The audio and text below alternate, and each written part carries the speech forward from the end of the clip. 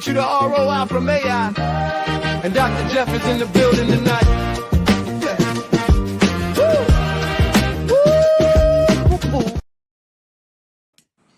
Hello, everybody. Welcome back to another episode of AI Hustle with Dr. Jeff. I'm your host, Dr. Jeff. And today, special guest in the building, part 2, we have Renel Datulma. Am I pronouncing that right? Datulma. Say it again. Yeah, Datulma. Think of it like the tool man, but just ma at the end. Datulma. Yes. Datulma. Okay. All right. Renel Datulma. Welcome, founder, managing attorney at Innova IP. Tell us about yourself, what you do, your business, and give us a refresher. Yeah, as you stated, I'm the founder and the managing attorney of the law firm Innova IP. It was founded about 2 years ago. It focuses primarily on intellectual property, privacy, and technology matters. It also does a few stuff dealing with certain business and corporation matters and some labor and employment stuff for clients as well. But it's a forward-looking type firm trying to get into the next phase of what the world is doing, what it's offering, how it implicates things for society. Okay, so tech, privacy, IP, law, like that is what I'm getting from what you said there. Like what you do is that an accurate depiction? That is correct. Okay, in 2 years. As we know on AI Hustle, Dr. Jeff, we solve real life problems and help people generate revenue, save time, make your life easier using existing AI tools. And that's what we plan on doing today. But tell us, like, what is a typical engagement look like for you? What's a good customer for you? How are you helping people? What are you doing from day to day at Innova IP? Am I pronouncing that right? Innova IP. Okay. Yeah, you got it right. So I have varying clients. There's businesses. There's also creatives, right? Some people are musicians. Some people are artists. And then I have businesses in different industries. I have software companies. I've had those who are in the restaurant and service industries as well, who are clients. And defining a good client, right? It's really about someone who knows their business and is prepared to do what's necessary to kind of protect and or defend the things that they're creating or the assets of the business, right? And not to say that someone who doesn't know their business isn't a good client. It's just someone who's aware of what they're trying to go for and what needs to be done tends to be more prepared to understand the legal aspect of what they're doing. And so, anyone who's a musician, you got to know your music, right? If you don't know your music, then what are you doing as a musician? Same goes if you're a bakery, right? What are you trying to bake? Like, you're not just opening a bakery and saying, it's just gonna be there and someone's just gonna come, right? You have items and products that you're gonna put out there. And so those who are well-versed in what they're doing and have a vision, have an understanding of what they're trying to go to, those are usually the best clients. Okay. Because it's easier to help them in what their endeavors are. All right. So then so how you help clients, you said that, so you help them protect, I guess their workflows or their IP. So like for instance, the baker. So how are you helping the baker? Yeah. So if you're using a bakery as an example, right? A lot of people who are doing baked goods, they probably think, oh, look, I'm just doing baked goods. That's about it. And there's sometimes this misunderstanding of what exactly you're creating, right? And one of the things I tell my clients all the time is more than anything, what you create, whether it's a service, product, or combination of the two, what you're creating more than anything is liability, right? Whether it's the property that you are leasing or owning, right? There's liability to that, which is why you have an insurance for the property. the product that you're creating. If you're a bakery, you need a license, right? That food license. Someone that eats it, if they get food poisoning, what's going to happen, right? You're going to get sued. And so you're creating liability all over the place. And so the first step is understanding what that liability is and how you protect yourself against the liability, or putting the right measures in place. The other thing on an IP aspect that someone is actually creating is, number one, trade secrets, which every business creates, even if someone doesn't realize it. And then there's always going to be some level of trademark and copyright that they're going to create, from the different designs and logos that they're going to have.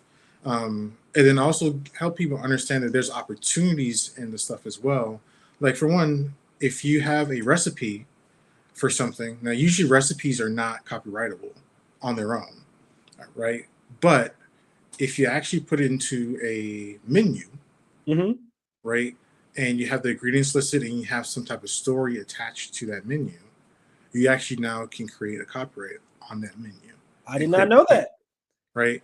And so there's just little things that people are unaware of that gives you additional leverage.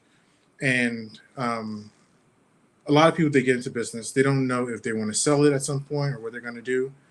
But putting those measures in place and documenting that and helping yourself create an IP portfolio helps if you are going to sell down the road. And those are all little important things that people just kind of need to know and understand, that's going to help them for leverage down the road for things that they might not even anticipate. Man, in that last 3 minutes, you just dropped like all this great knowledge. I just want to make sure anybody out there in LinkedIn land and YouTube land understand what this man just said. So, like, we use bakery, and I was like, okay, how's he going to? I definitely wasn't sure of how you were helping that. You're creating liability, whatever you create, like you create liability, and then you went through that. Then you talked about the IP standpoint of it and how certain things are not, in general, like recipes, you can't have IP on that. But when you put it in a menu and you put stories behind it, now trade secrets and whatnot, and you can trademark that, right? Did you say trademark? You can trademark that.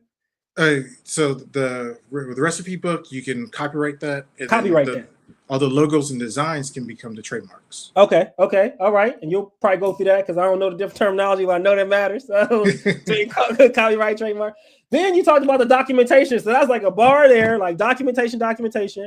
And then IP portfolio, which was, I don't know if a lot of people were thinking about that. I wasn't thinking about that, but I guess we all probably should be thinking about our own individual IP portfolios, but I don't think that we are as business owners thinking about that in general. So a lot of value that you are giving people out here in the Lehigh Valley. And for those out there in LinkedIn land and Zoom land, there are not a lot of IP, boutique IP type firms. And I believe that in the Lehigh Valley, you are the only Black-owned, founder-led IP tech type boutique firm. I did some researching beforehand. So you got that, you're in rare air there as well. So so congratulations there. All right, well, let's jump in and see how we could possibly help. Couple questions.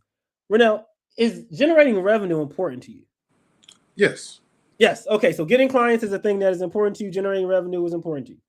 Yes. Saving time, is that important to you? Yes. Making processes more efficient and whatnot? Okay. And then efficiencies and making your life easier, is that important to you? Yes. All right. Well, he said those three things are important. We're gonna go with the revenue one because that's the one that people, they want to see first. So we're gonna see if we can help out in that regard. I'm going to share screen, and we're gonna use Claude today. Now, what AI tools, if any, are you using right now, Renel? So right now, it's a mix. I have some stuff with Harvey. I have some stuff with LexisNexis, with their Protege AI, but then also have through the document management systems, which that I'm not disclosing at this moment. Okay, yeah. No the document management systems that has some AI components to it as well. Okay, are you using any frontier models yet? Any Claudes, ChatGPTs, or Geminis? So ChatGPT, Gemini, and I want to say Claude, they're integrated into Protege. Okay. But I know right now there's some large integration with Harvey happening right now with Protege. But I know it is in the background because it's given to us through the prompts and I think through the updates that they've sent us recently. Okay, awesome. So, like I said, we're going to use Claude today to help us out. And one thing that I have quite a few lawyer clients. One of the things that I like to start with is the like an AI note taker. Talking about that, do you use an AI note taker at all ever? I have before. I don't use it as much right now, just because of some of the stuff that's come out recently from the courts regarding the uses certain note takers, and I'm really monitoring how decisions are coming out before I move forward with that. But I have used them in the past. So one thing I saw, so I'm glad you brought that up. Like this in this AI Hustle with Dr. Jeff, I like to be honest. Like we like put the stuff out there. Like, yo, is this safe for me to use? Is it legal for me to use? Am I able to do it? I say if you have any type of apprehension, because there's different levels of risk and layers and what people use. Like for example, I have a lot of financial lawyer clients, financial advisor clients. So FINRA is huge, right? Like as far as compliance. So Jump AI. You use that, you are good. You are good. I feel comfortable saying that in the internet land because they jumped through all the hoops, all the bells, all the whistles. So from an AI note taker, Jump AI, you gonna be safe with that one. And then there's different levels. I use Otter, OTTER. But the other thing I will say is using AI note takers. It's not, you don't always have to jump to, okay, I'm using this with my client or I'm using this in this private standpoint. You could just use it for your internal meetings because that would help with using it with your vendors. Like you're probably feel comfortable with that. Like, hey, I'm going to use this with my internal team or use this with my vendor or just use it with myself. I'm going to talk out loud. These brainstorm these different ideas and the AI note taker is going to transcribe real time, and then I can put that into the large language model and then be able to get the more coherent idea out. So there's levels, right? We don't have to just say all or none response. For anybody out here who's kind of thinking like if they want to use one or not, I heavily recommend it. But look and see how much, like where you fit in there to use. So I'm using one right now. So I'm going to paste in the things that Renel said in here, so that I don't have to ask him a whole bunch of questions for him to repeat itself. If it lets me, let's see here. While I'm doing that, let me talk to it. So other thing I always say is when you are using these AI tools, talk to your AI. So we're going to do that.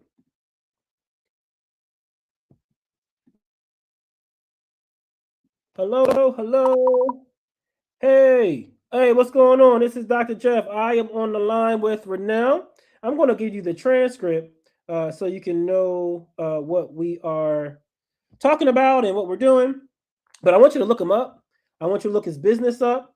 I want you to, look him up, look his business up. And, in this conversation, we talked about he wants assistance with generating more revenue, right? How do we get more clients? How do we save time? We'll just focus on those two things, generating revenue and save time. One of the big things he talked about was documentation, right? We talked about the, documenting everything. So there may be some AI solutions for that. I don't want to lead you, Claude, but I want you to do that research for us. Thank you. So in talking to the AI, you don't have to, use perfect English. You just need to be clear as to what you're looking for. Go ahead and send that out there. Oh, welcome back. All right. Were you able to hear me? No, I think the range is really messed up my connection, and so.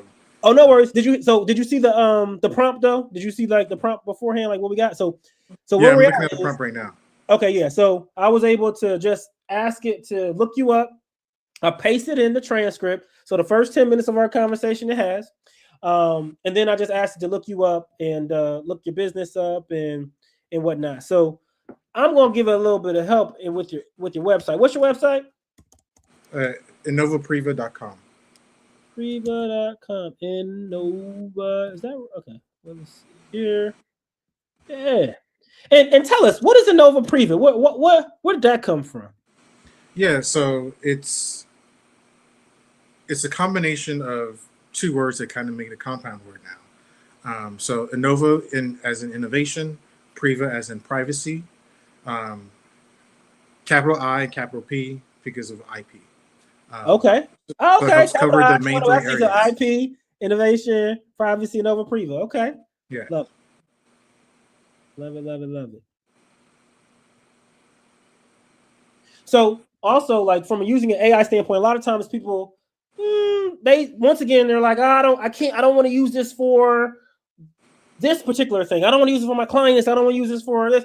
But they never thought about like, well, for marketing, it'd probably be fine to use it for to try to find people, or for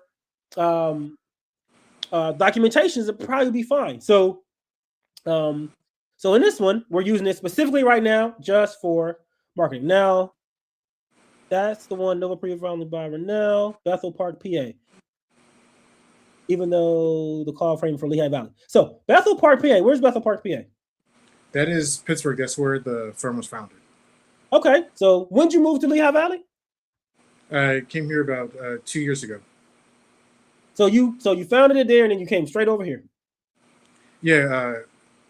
No, my wife got an opportunity out here right after I started the firm. But it's still headquartered over there because I still have a lot of clients on the other side of the state.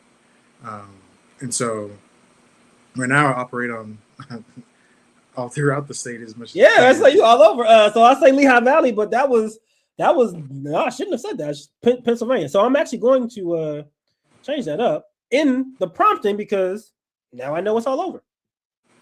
All right, so start here because this is Bleed Money right now. Pull up his site, looked at the prospect like a prospect would. 3 things that are actively costing them clients. Now, have you ever put like your website and asked the questions to do an audit for you to see where it could help you? Have you done this exercise, something like this yet? Yeah, so I actually had a contractor do some of that stuff for me to build out the SEO. Mm-hmm. But with what was done, I'm still going to kind of change it over. I think we talked about previously that I plan to fully update the website and kind of change everything over to kind of get it not just more updated, but I wanted to change some features. Wanted to kind of change the look a little bit. The color scheme is going to still be the same because that's my brand, but something that kind of moves things a little bit further than what the original vision was.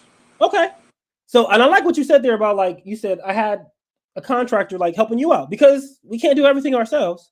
But what I would love to double tap on for everybody out there listening is we have a lot of people who's working on our businesses, but us auditing the work and then saying, hey, can you do this now? Because now we have more visibility. It's kind of like I'm not a mechanic at all, right? I am probably the least handy person that you'll ever meet.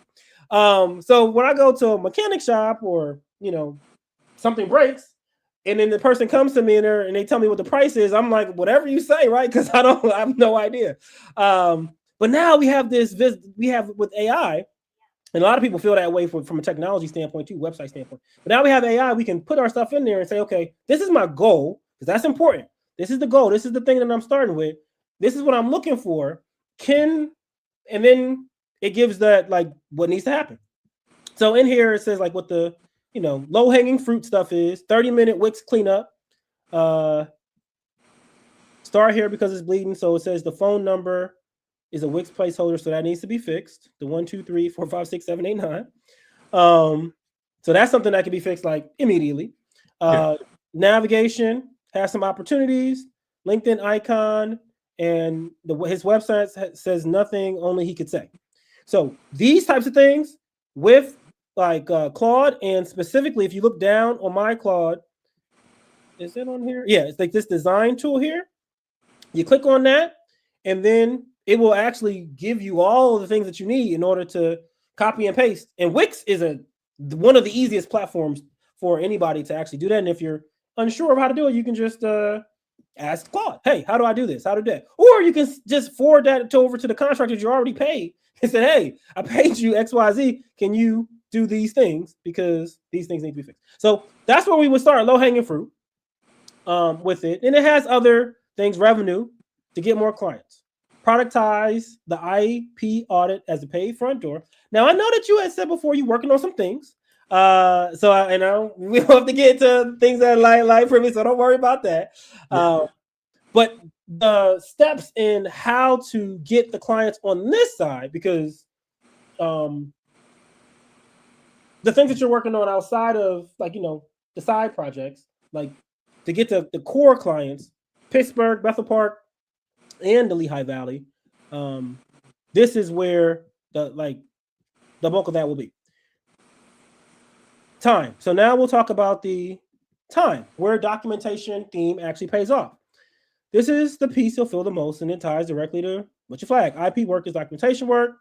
Intake to disclosure, product, trade secret, documentation system, respect the compliance line. So productized services, and then you will continue that chat, continue that thread, asking questions, seeing what can be done, what can't be done.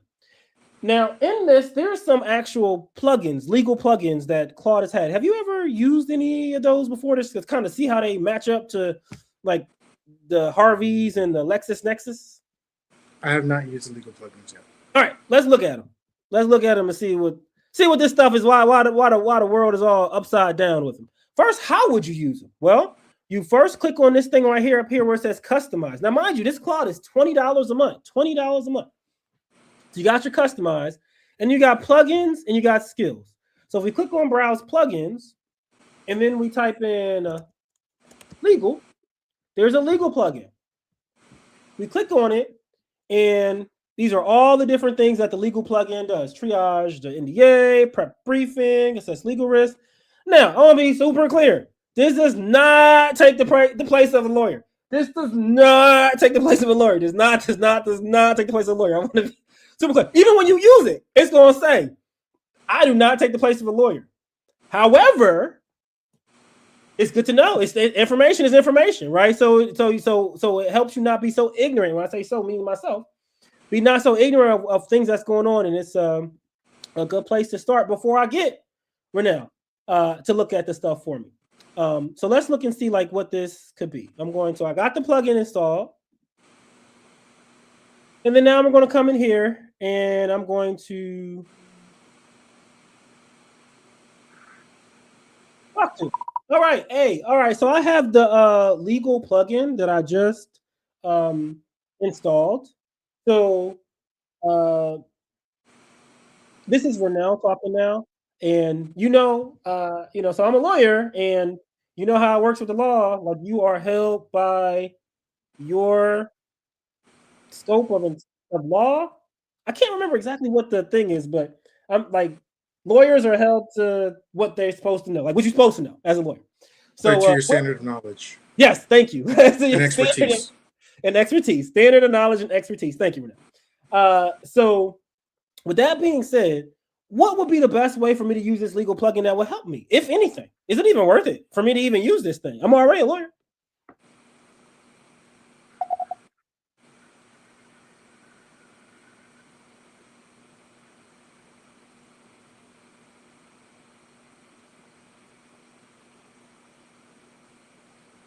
Now, while it's thinking, just real quick, down here, y'all might have seen me change this. I'm on the Opus 4.8.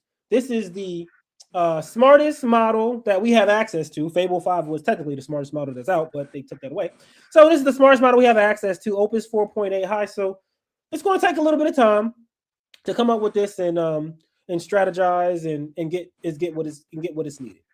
So while that's happening, what I'm going to do is I'm going to take this whole thing, copy it. I'm going to do a new chat, and I'm going to paste this in here. But I'm also going to talk about LinkedIn because something changed in LinkedIn recently. In March, LinkedIn changed its algorithm. Many people don't know that, but the algorithm for LinkedIn, which, Renel, is LinkedIn your number one platform that you, from a social media standpoint? Professionally? Yeah. Yes.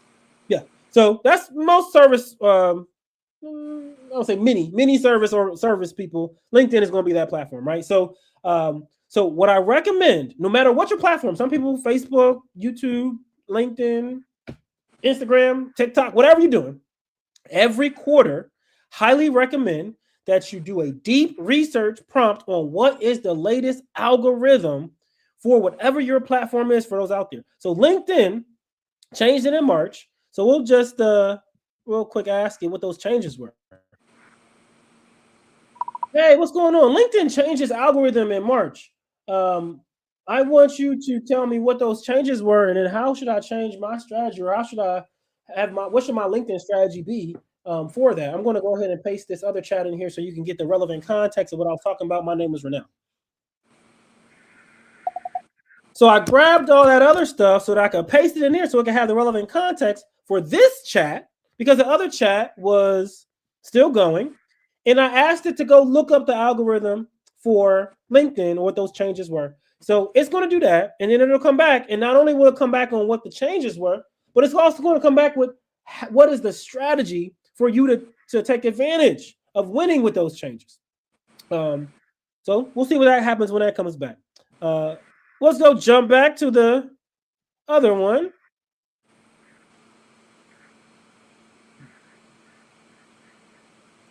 Okay, so straight answer. Most of that plugin was not built for you. You're right to be skeptical. Look at what those skills actually assume. NDA triage, when a new NDA arrives from a sales business development, compliance checks, when a product or marketing proposes feature, contract review against your organization's negotiation playbook, vendor checks across your CLM and CRM, so on and so forth. That's a toolkit for in-house legal department or legal ops function inside of a company. It assumes a sales team, a product team, vendors, contract system, playbook already sitting there. You're outside counsel running a boutique. You're the person companies hire because they don't have that. So roughly 2/3 of this plugin is solving a problem you don't have. And here's the part you should actually sit with you because it's bigger than a plugin. This tool is a preview of how your clients and prospects are about to start doing their own first pass legal work. Right, Renel? Everybody about to start doing this stuff. They about to just go to Claude. Yeah. They about to just go to ChatGPT. But guess what they need at the end of each one? What is it going to say at the end of each one, Renel? What do you think that Claude says at the end of each one of these passes for the NDA, for the end of each one of these passes for the contract? What does Claude say at the end? You're going to need an attorney to review. It's going to say you're going to need an attorney. Guess what you are? You are an attorney, right? So what I say for all those attorneys out there is use the tools enough to know what it's calling for, and then market it that way. Don't say, hey, y'all need somebody to do this, because ChatGPT, Claude, it's gonna get you some of the way there. But do you really want your, how you said it, that creating liability, right? Like, do you really want the Claude to take care of that, to be over that creating liability? No, you want a human. There are 3 jobs for humans now. Number 1, taste. AI don't got no taste yet. Number 2, judgment. Like, you tell it, hey, do this, do that. This is good, this is bad. And number 3, accountability. That's the lawyer part. That's the part like, yo, you said that this thing was going to happen this way. I'm not going to Claude if I'm in jail. I'm going to Renel. You told me that I was supposed to do this thing, right? So that is where I feel like, and that's where it was kind of going with this, as to like how it goes next. And there's lots of different law pieces with that I think that for somebody who is, boutique, IP, trademark, tech, it's a lot of people that's going to be using this for that. It's a lot of a way you can specifically funnel in that regard. Idea. Let's ask Claude and see what it says. Wow, that was great. Thank you for that advice. So I'm seeing that it's going to be a lot of people using this, as you said, like, and they're going to need a lawyer at the end of it all. So am I able to market to those people? And Is that a new lane? Or maybe if you looked at my website and everything, maybe I'm already doing that, but do I need to lean into it more? What's your advice on that? And how does this convert to actual dollars? I want some real numbers. And what does this look like if I was to lean into this, that I will be able to generate revenue for the rest of this year? Is currently June 23rd, 2026. We are in week 26. Half the year is done. We're just time to go. Now, I say all those things and I say it like that so we can know you don't got to talk to in any particular type of way. You just got to talk to it again. All right, so now while that's thinking, let's look at that other thing we did, the LinkedIn algorithm, because that's also on how you're going to market. So I asked that question. Renel, good news for you. Specifically, the March 2026 update is the most favorable algorithm change a real expert can ask for. It punishes exactly the people who you compete with for attention, generic content mills, and rewards exactly what you give. Genuine, hard to fake expertise. That is what this LinkedIn algorithm update is all about. It's all about real expertise. Let me break down what changed and what you do about it. What actually changed in March. On March 12th, LinkedIn's engineering team published a detailed post announcing they rebuilt the feed. They replaced a fragmented architecture of separate specialized ranking models with a single LLM-powered retrieval ranking system. So it says the whole thing, right? We're going to do something real quick so you can also see how we're using AI to get the most and make your life easier. This is great. I want this in an infographic, but Claude can't do pictures. So what am I going to use? I'm going to use ChatGPT. Hey, Claude, this is great. Can you please give me the prompt for the infographic? Because it's a lot of words here. So I want to be able to get this into my brain faster. But I want it to be good. So can you do that? Thank you. Give me the prompt. I'm going to put it in ChatGPT. And before you give me the prompt, go look online at how good ChatGPT's new image model is, and then get the best practices on how to give that prompt. In this thing, I did a couple things in this prompt. First thing I did was I'm having it give me what the prompt is going to be. So I know that Claude can't do pictures. Got to know that. It's not something that everybody knows. So if you don't know that, you're going to be mad trying to get a picture out of Claude. Number two is I'm having it give me the prompt. That's called meta prompting. So for those who follow, then they know I talk about that often. Meta prompting, the prompt before the prompt. Number three, I said, go online and find out about how this do it. How does ChatGPT do it? So I had Claude go online and find out about it. And then I said, now I'll go ahead and do it. So now it's done that. I'm going to copy it.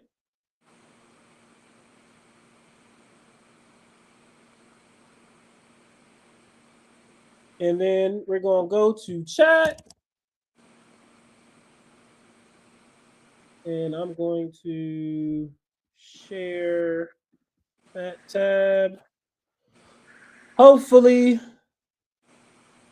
it's not going to be too hard to log in.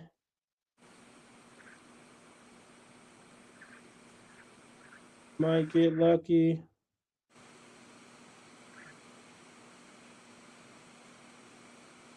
Great. So now I'm in my images. I'm in my ChatGPT. I got my business, my workshop playing here. Paste. Copy and paste, right? So it should give me my image there. Now, Gemini also works good for this. Gemini is Google's model, right? So both for free. If you don't have a paid subscription to ChatGPT, you don't have a paid subscription to Gemini, you can still get an image. You can get a few images a day for free. So still do the meta prompt, take it, throw it in there, you're good to go. And that's what I would recommend. Great for infographics, which is what you will be using as you are trying to relay complex ideas and make them simple for people. People don't know. I say, but people, I'm talking about myself. I don't know a lot about law. Okay, I don't know a lot about law.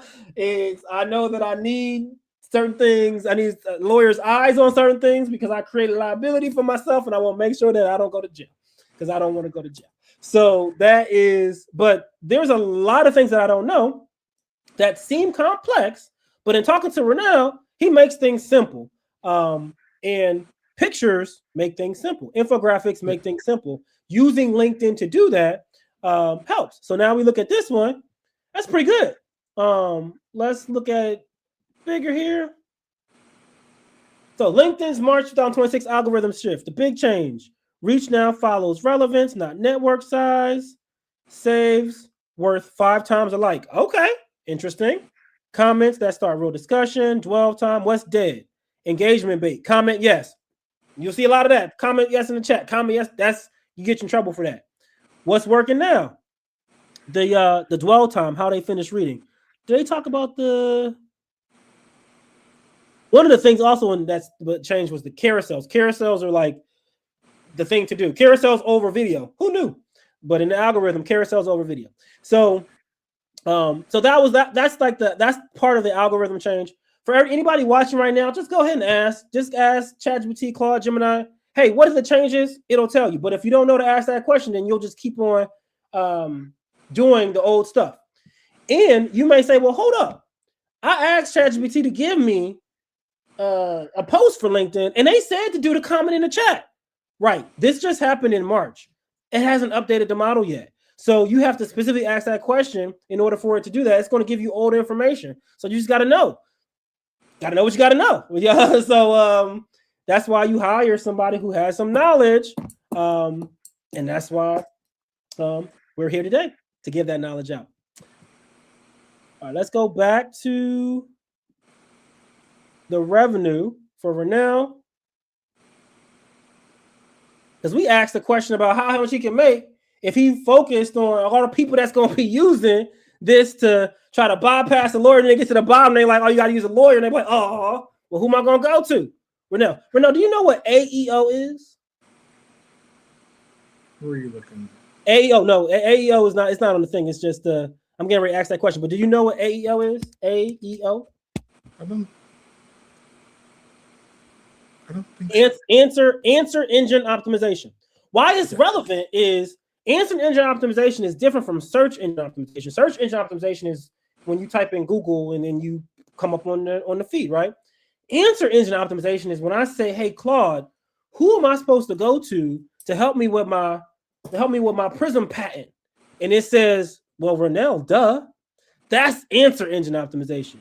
And that's what you want to rank for that. There's a way to do that as well. You want to ask it for that as well, because when they get to that bottom, they ask for that lawyer, and you say, okay, well, who's the lawyer that I'm supposed to use? You want your name to pop up. So there are specific things that you need to do or tell your team to do so that your website and your presence gets pushed into the model so that they call you up.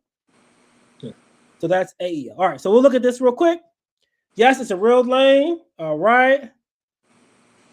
Lane sharpen. 3 things are happening at once. Are you already doing it? No. How it converts into dollars. So it gives some unit economics on what to do. And then it gives some possible numbers with it. Now, I went fast with this. You're going to stress test it. You're going to say, what's my liability? Is this something I can do? Is this you're going to ask all those questions to make sure it's worth it. And really only you can ask those questions because it's your business, you know it.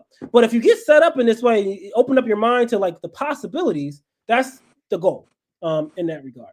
So AEO will be the next piece, but we are running out of time today, so we won't be able to get to that. But I recommend that you say, yo, how do I help with my AEO? Answer engine optimization for my digital presence and website, and then it'll give you those next best steps too. You might not even want to go this direction. You might want to go a different one, but that's how you drive.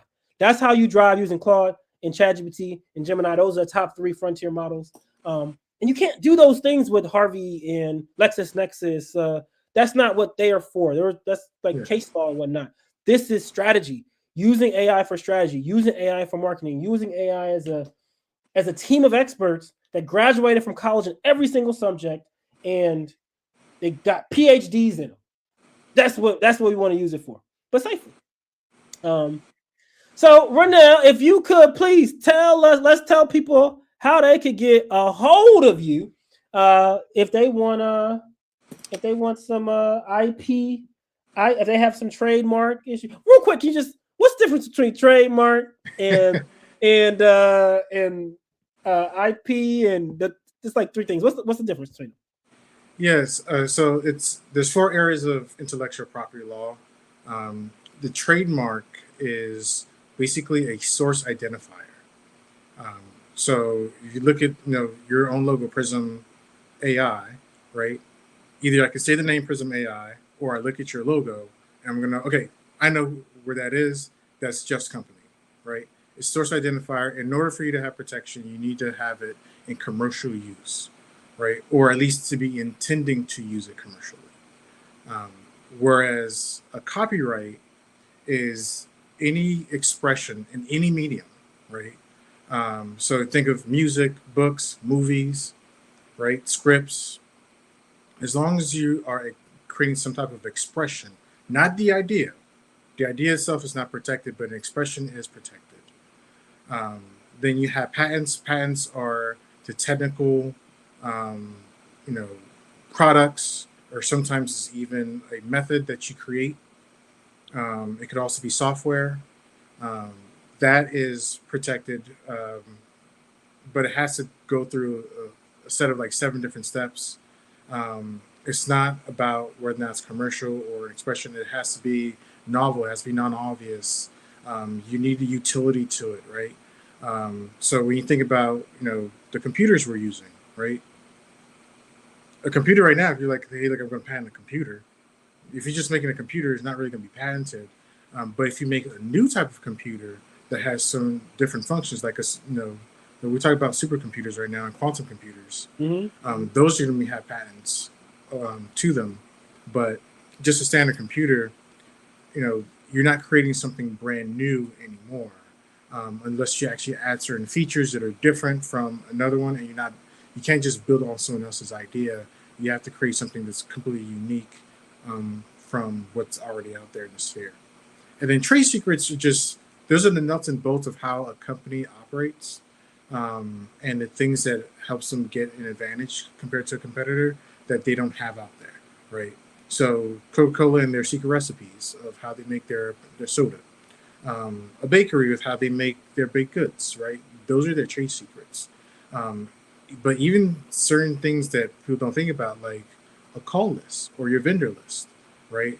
The contracts that you use and how you use those contracts, or the certain policies that are internal to the company, those are trade secrets, because those determine how you have an advantage and how you also keep your employees and keep them happy, right?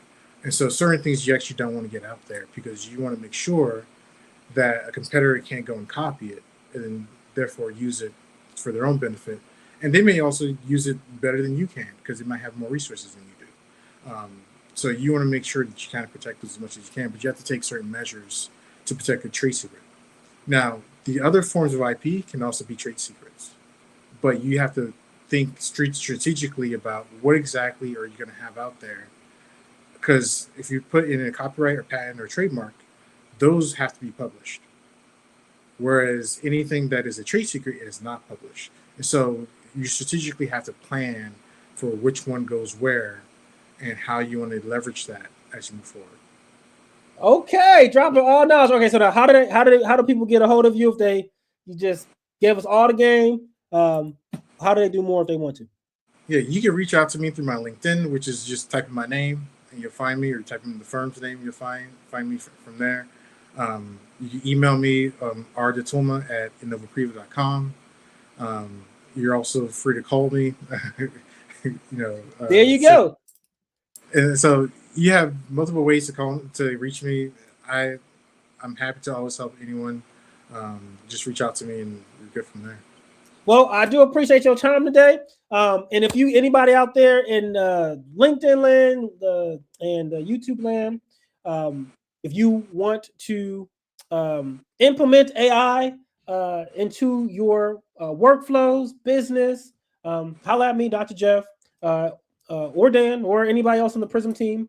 You can also join our free community on school.com, SKOOL, PRISM AI Consultants, where we have over 600 people in that community. It's a great place to network. In addition to learning these tools, it changes every week. They get stronger. ChatGPT is about to have another update this week. They just keep leapfrogging each other. So you want to be a part of this revolution. And if you're telling yourself, Oh, I'm gonna get to it and win. That's all I gotta say. Win. It's been 3 years since ChatGPT came out. If you're still using it because you're trying to make emails sound better like you, then that's cool. Be very clear. That is a good use. So many things that it can do more than that. Okay, so come holler at us. We'll be happy to take care of you. It'd be an honor to train you. That's our time for today. Thank you again, Renel, and for everybody out there. Make sure you are nice to yourself. Adios. Thank you, Jeff. Sound the car engine turning off. Keys jingling, deep exhale. 8:55 a.m. same parking spot. White coat in the back seat. Welcome to Farmageddon, don't lose your mind. 4 meters running, you're running out of time. Stress going up and your safety going down. One wrong feel and they shut the whole thing down. Farmageddon, bet you won't survive the shit. Number 7, Farmageddon, bet you won't survive the shift. Number 7. Drive through beeping, line 3 on hold. Corporate wants the metrics, do what you're told. Student tech is panicking, drop the vial. Waiting bin is packed, overflowing down the aisle. Hydrocodone, metformin, Lisa no pro. Verify the dose of somebody getting ill. Combo streak is building, don't break.